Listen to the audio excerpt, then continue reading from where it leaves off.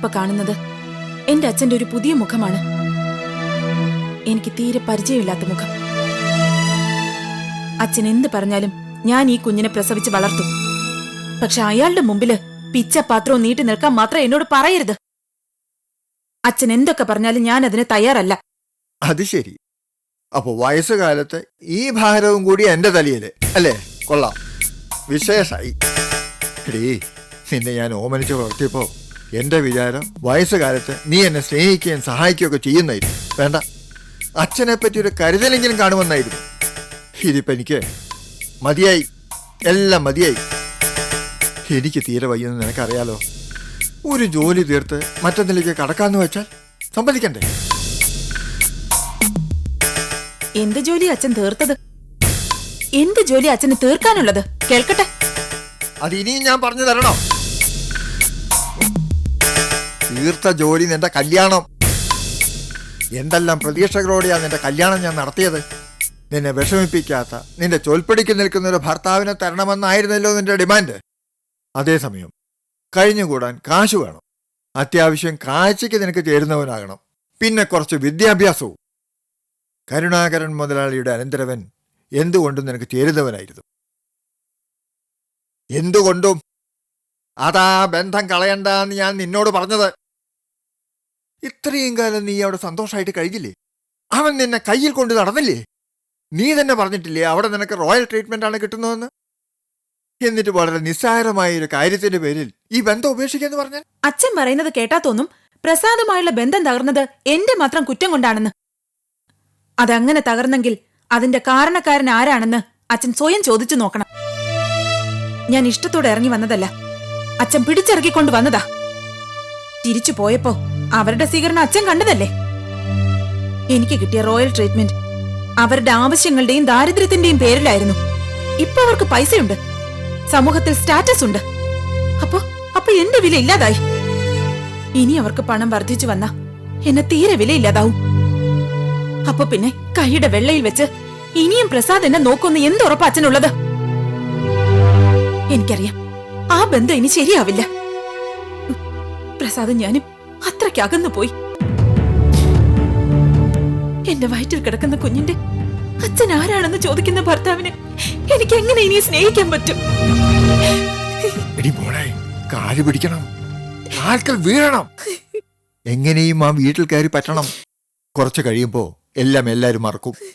ഒരു കുഞ്ഞൊക്കെ ജനിച്ച് അതിന്റെ മുഖം കാണുമ്പോ അവൻ പതുക്കെ പതുക്കെ താഴും. ഇല്ലെങ്കിൽ നീ പിടിച്ച് കയറണം. അതിലാ പെണ്ണുങ്ങളുടെ മിടുക്ക്. ഒരു പെണ്ണ് അല്പം ബുദ്ധിയോടെ ആത്മാർത്ഥമായി സ്നേഹിച്ചാൽ ഏത് കൊലക്കൊമ്പനും ചങ്ങലക്കിട്ട പട്ടിയെ പോലെ പിറകെ ചെല്ലും. എന്റെ അനുഭവത്തിന് എനിക്ക് അറിഞ്ഞൂടെ. ഓ, എനിക്കത്ര മിടുക്കൊന്നുമില്ല അച്ഛാ. അല്ല, ഏത് സ്ത്രീയുടെ പിറകെ ഏത് കൊലക്കൊമ്പന ചങ്ങലക്കിട്ട പട്ടിയെ പോലെ പോയത് അച്ഛന്റെ അനുഭവത്തിൽ? അല്ല, അത് പിന്നെ ഞാൻ എത്ര പേരെ കണ്ടിരിക്കുന്നു മോളെ. കുറച്ചു ദിവസമായി ഞാൻ ചോദിക്കണമെന്ന് വിചാരിക്കുന്നു. അച്ഛൻ എന്തിനാ എന്റെ കാര്യം ഓർത്ത് ഇത്ര വിഷമവും ഇൻസെക്യൂരിറ്റിയും? അച്ഛൻ ആകെയുള്ളൊരു മകളല്ലേ ഞാൻ. ഇന്ന് അച്ഛന് എത്ര കുറച്ച് കണക്ക് കൂട്ടിയാലും കോടിക്കണക്കിന് രൂപയുടെ സ്വത്തുണ്ട്. ഒരാൾക്ക് കഴിയാൻ എത്ര രൂപ വേണം? അച്ഛന് എന്നെ വിശ്വാസമില്ലേ? എനിക്ക് ഡ്രൈവിംഗ് അറിയാം, കമ്പ്യൂട്ടർ അറിയാം, നല്ല വിദ്യാഭ്യാസമുണ്ട്. ഒരു ജോലി കിട്ടാൻ പ്രയാസവും ഇല്ല. നമുക്ക് സ്വന്തമായ ഒരു സൂപ്പർ മാർക്കറ്റ് ഉണ്ട്, ടെക്സ്റ്റൈൽസ് ഉണ്ട്, ബാറുണ്ട്.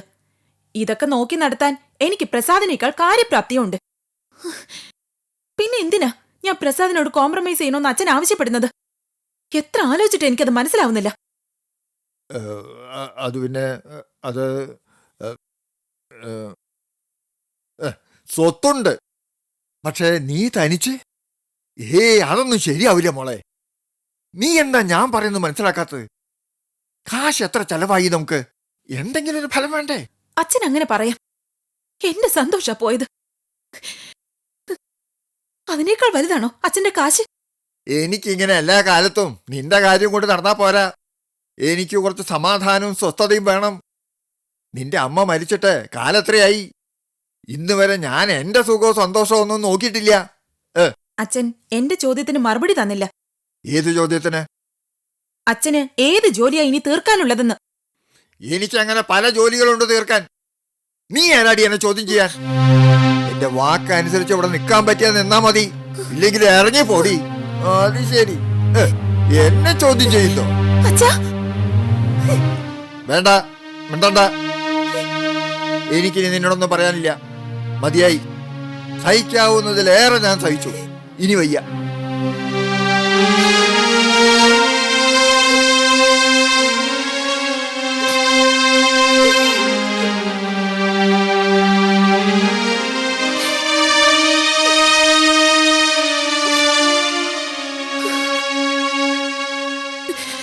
അത്യാവശ്യമായിട്ട് കാണണമെന്ന് പറഞ്ഞപ്പോ ഇതിനായിരിക്കുമെന്ന് വിചാരിച്ചില്ല പ്രഭേ. സത്യം പറയാലോ, ഞാൻ തളർന്നു പോകുന്നു. ഇത്രയൊക്കെ പ്രശ്നങ്ങൾ ഒരു നിസ്സാര വഴക്കിന്റെ പേരിൽ ഉണ്ടാവുമെന്ന് വെച്ചാ, ഛേ, ആ പ്രസാദ് അല്ലെങ്കിലും പണ്ടേ എടുത്തുചാട്ടക്കാരനാ. ആലോചിക്കാനുള്ള സാവകാശം ഒരു കാര്യത്തിനുമില്ല. പ്രഭയെങ്കിലും കുറച്ചുകൂടെ ക്ഷമിക്കേണ്ടതായിരുന്നു. എന്റെ ഭാഗത്ത് ഒരു തെറ്റേ ഉള്ളൂ സുനിലെ. ഞാൻ അച്ഛനെ അനുസരിച്ചു. അത് പാടില്ലായിരുന്നു. പക്ഷെ ആ സമയത്ത് പ്രസാദ് ഇൻഡിപെൻഡന്റ് അല്ലാതിരുന്നോണ്ട് എനിക്ക് അത് വേണ്ടി വന്നത്. അച്ഛനെ ആശ്രയിച്ച് ഭർത്താവിന്റെ കുടുംബം മൊത്തം ജീവിക്കുമ്പോ എനിക്ക് എങ്ങനെയാ സുനിലെ ഇൻഡിപെൻഡന്റ് ആകാൻ പറ്റുന്നത്? പ്രസാദ് ഏൺ ചെയ്തിരുന്നെങ്കിൽ എനിക്ക് സ്റ്റേൺ ആകാൻ പറ്റിയേനെ. ഭർത്താവ് ഏൺ ചെയ്യുന്നതുമായി ഭാര്യയുടെ സ്നേഹത്തിന് ബന്ധം ഉണ്ടാവരുത് പ്രഭേ. എന്റെ കാര്യത്തിൽ വാസ്തവത്തിൽ ഞാൻ കോമളത്തിന്റെ പണം നശിപ്പിച്ചിട്ടേ ഉള്ളൂ. നിങ്ങളുടെ അച്ഛനെ പോലെ കാശുകാരൊന്നുമല്ലല്ലോ അവളുടെ വീട്ടുകാർ. സർക്കാർ ഉദ്യോഗസ്ഥനായ അച്ഛന് കിട്ടുന്ന എണ്ണിച്ചുട്ടപ്പം പോലുള്ള പണം കൊണ്ടല്ലേ അവർ ജീവിക്കുന്നത്. പക്ഷേ കോമളം എന്നെ ഒരിക്കലും പണത്തിന്റെ കാര്യത്തിൽ തള്ളിപ്പറയില്ല. എനിക്കത് ഉറപ്പാ. ഏതായാലും സംഭവിച്ചത് സംഭവിച്ചു.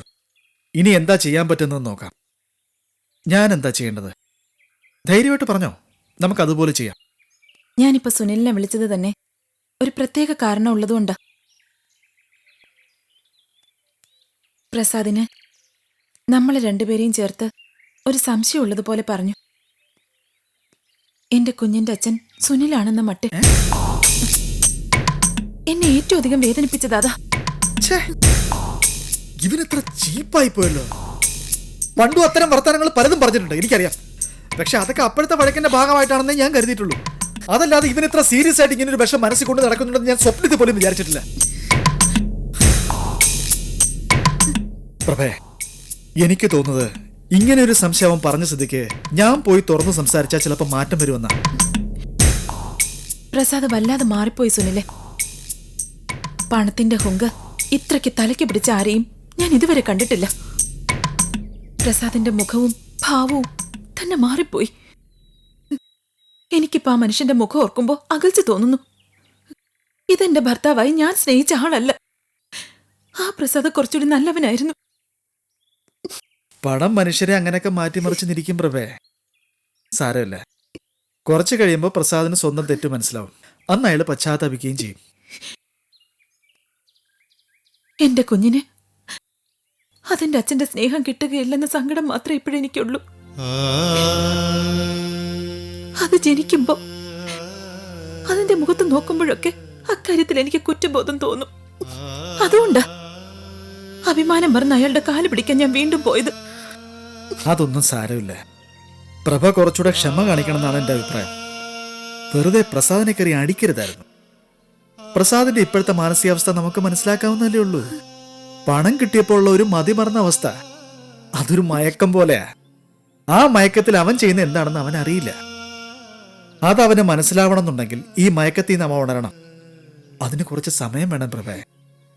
നീ കുറച്ച് കാത്തിരിക്കെ, ഞാൻ എല്ലാം ശരിയാക്കി തരാം. കാത്തിരുന്ന് ജീവിതത്തിന്റെ നല്ല കാലം തീർന്നു പോകുന്ന സുനിലെ എന്റെ പേടി. എല്ലാം കഴിഞ്ഞ് അവസാനം ശരിയായിട്ട് എന്ത് പ്രയോജനം? എനിക്ക് എന്റെ കുഞ്ഞിനെ കുറിച്ച് ഓർത്തുള്ള വിഷമം മാത്രമേ ഉള്ളൂ. കുഞ്ഞിനെ കുറിച്ച് ഓർക്കാം, പക്ഷെ വിഷമിക്കരുത്. സന്തോഷത്തോടെ ഓർക്കണം. പ്രഭേ, സത്യത്തിൽ നീയും പ്രസാദും എത്ര ഭാഗ്യമുള്ളവരാണ്. ഞങ്ങൾ എത്ര കാലമായി ഒരു കുഞ്ഞിനു വേണ്ടി അതിരിട്ട് ആഗ്രഹിക്കുന്നു. വേണ്ടാത്ത അച്ഛനമ്മമാർക്ക് കിട്ടിയ അധികപ്പറ്റാണെന്ന് ഗർഭപാത്രത്തിൽ കിടക്കുന്ന ആ കുഞ്ഞിനൊരിക്കലും തോന്നരുത്. അത് മനസ്സിലും ശരീരത്തിലും ആരോഗ്യം തികഞ്ഞവനായിട്ട് വളരട്ടെ. അതിനുവേണ്ടി നീ സന്തോഷത്തോടെ ഇരിക്കണം. ഇതാ നിന്റെ കുഴപ്പം. പറഞ്ഞാൽ അനുസരണയില്ല.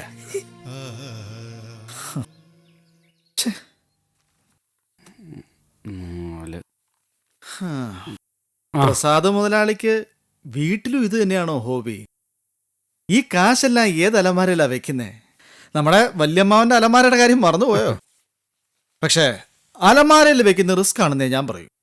ഓർമ്മയില്ലേ നമ്മൾ തമ്മിൽ തല്ലുകൂടിയപ്പോ പണ്ടവും പണവും ആ തങ്കപ്പൻ അടിച്ചുകൊണ്ട് പോയത്? അവന്റെ പൊടി പോലും പിന്നെ കണ്ടിട്ടില്ല. എന്റെ പൈസയൊന്നും അങ്ങനെ കണ്ടവും കൊണ്ടുപോകില്ല.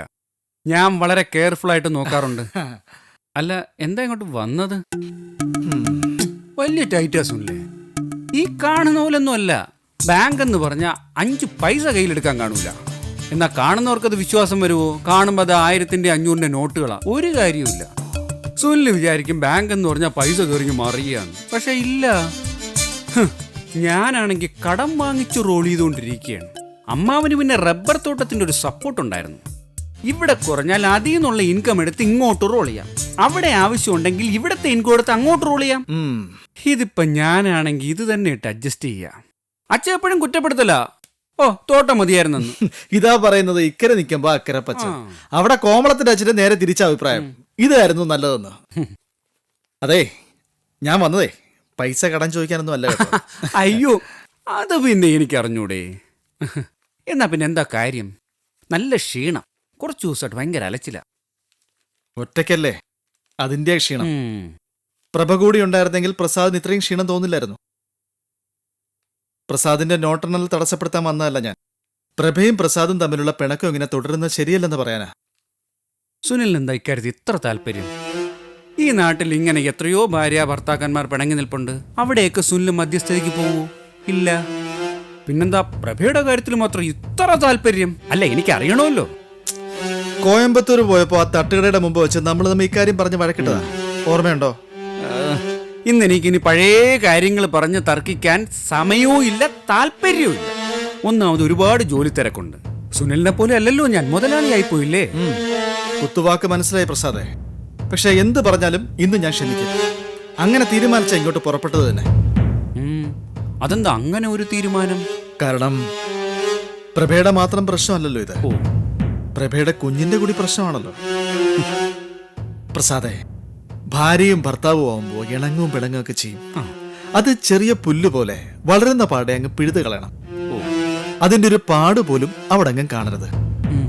വെച്ച് താമസിപ്പിച്ചാൽ അത് വേര് പിടിച്ച് ചെടിയായി മരമായി പിന്നെ പിഴുത് കളഞ്ഞാലും പോകാത്ത വിധത്തിലാവും. അതുവരെ കാത്തിരിക്കരുത്. എന്തിനാ പ്രസാദ് ഈ പിണക്കം? ആരോടാ? പ്രസാദിന്റെ ഭാര്യയോടല്ലേ? ഈ ജീവിതം മുഴുവനും ഒന്നിച്ചു കഴിയാമെന്ന ധാരണയിലല്ലേ നമ്മൾ എല്ലാരും കല്യാണം കഴിക്കുന്നേ. അല്ലാതെ ആദ്യം കിട്ടുന്ന അവസരത്തിൽ വലിച്ചെറിയാൻ വേണ്ടിയല്ലല്ലോ. ഈ പറഞ്ഞതൊക്കെ വളരെ നല്ല കാര്യങ്ങളാ, എനിക്കിഷ്ടപ്പെട്ടു. കടലാസ് ഉണ്ടായിരുന്ന ഇതെല്ലാം എഴുതി ഞാൻ കാണാതെ പഠിച്ചേനെ. അതുപോട്ടെ, പ്രഭയുടെ കുട്ടിയുടെ കാര്യത്തിൽ സുനിലിന് എന്താ ഇത്ര താല്പര്യമെന്ന് മാത്രം എനിക്ക് മനസ്സിലാകുന്നില്ല. ആ കുട്ടിക്ക് അച്ഛൻ ഉണ്ടാക്കുന്ന ജോലി സുനിൽ ഏറ്റെടുത്തോ? പ്രസാദ് പിന്നെയും കുത്തുവാക്ക് തുടങ്ങി. അത് ഞാൻ മനസ്സിലാക്കുന്നു. പക്ഷേ ദൈവത്തിന് നിരക്കാത്ത കാര്യങ്ങൾ പറയരുത്. പാപം തീരില്ല. എന്റെ പാപം ഞാൻ തീർത്തോളാം.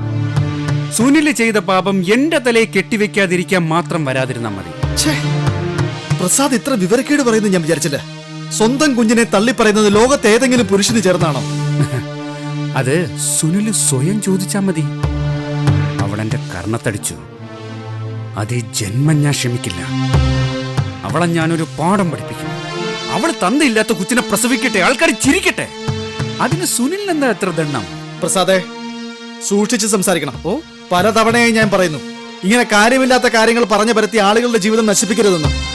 പ്രഭയെ അടിച്ചെങ്കിൽ അത് പ്രസാദ് അവളെ ആക്ഷേപിച്ചിട്ടല്ലേ?